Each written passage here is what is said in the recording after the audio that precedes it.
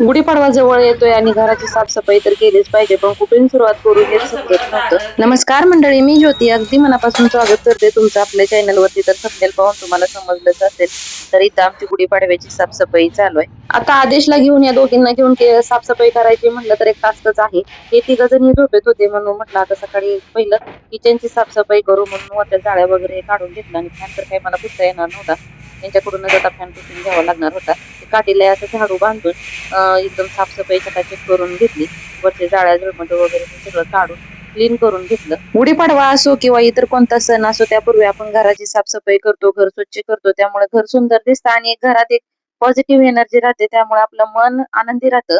त्यामुळे आपला सणाचा उत्साही वाढतो आणि प्रत्येक गोष्टी मागे काही ना काही कारणच असते. किचन मधल्या भिंती वगैरे हे सगळ्या स्वच्छ करून झालेल्या होत्या. आता या खिडकी जवळच गॅस असल्यामुळे भाजीला फोडणी वगैरे टाकताना ते तेल वगैरे उडून इकडं वर जातं आणि बरंच इथं तेलकट साचलेलं होतं. ते पाण्यामध्ये, गरम पाण्यामध्ये थोडं लिक्विड टाकलं आणि हे सगळं घासणीनं घेतलं. हे सगळं स्वच्छ करून घेतलं. आता बाहेरचं इथं किचन कट्टाच राहिलेला होता, तेही क्लीन करायला घेतला. एवढी धूळ दरवाजे लावून कुठून येत असेल.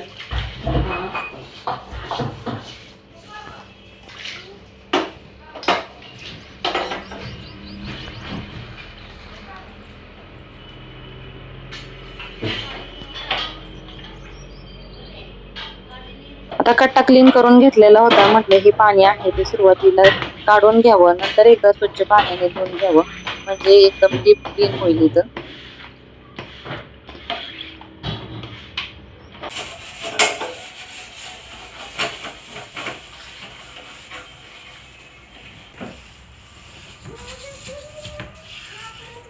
धूळच तेवढी उडते. हे रोड झाल्यापासून तर जास्त धूळ यायला लागली इथं.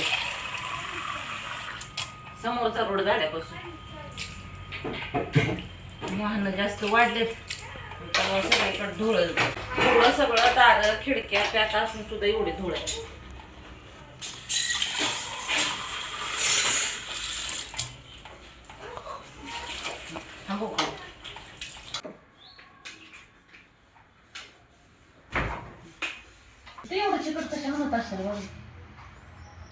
लाईटचे बोर्ड वगैरे सगळं क्लीन करून घेतलं. कटा वगैरे हे पण माझं स्वच्छ झालेलं होतं. आणि ज्याने आता अभ्यास क्लासला झालेले.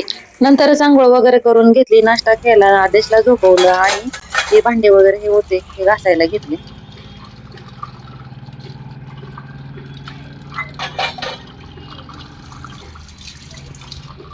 जान्हवीला पुसायला होते तर ए जान्हवी, जानू पुसून वाळू घाल इकडे.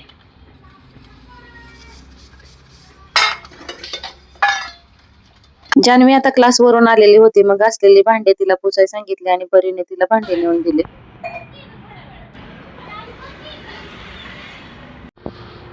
आता फक्त उन्हाळ्याची सुरुवातच आहे, तरी सुद्धा सकाळचे 11 वाजले तरी एवढं कडक ऊन पडलेलं आहे.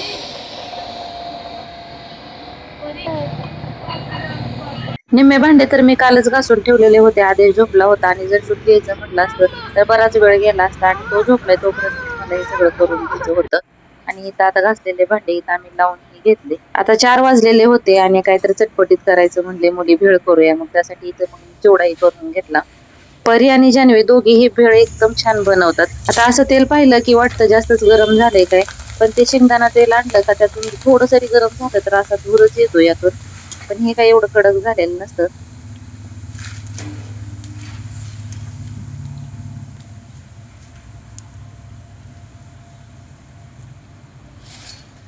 आज सकाळपासूनच कामाला सुरुवात झालेली होती. आता 5 वाजत आले तरी काही काम संपलेलं नव्हतं, त्यामुळे थकवा तर एवढा आलेला होता. इथं आता चिवडाही तयार झालेला आहे. आता इथं आदेशी झोपेतून उठलेला होता आणि त्याला उठलं का फक्त काय नाही घेऊन बसायचं असते, म्हणून तो माझ्या मागे मागे होता इथं. नंतर रवा भाजून घेतला, रव्याचे लाडूही करायचे होते.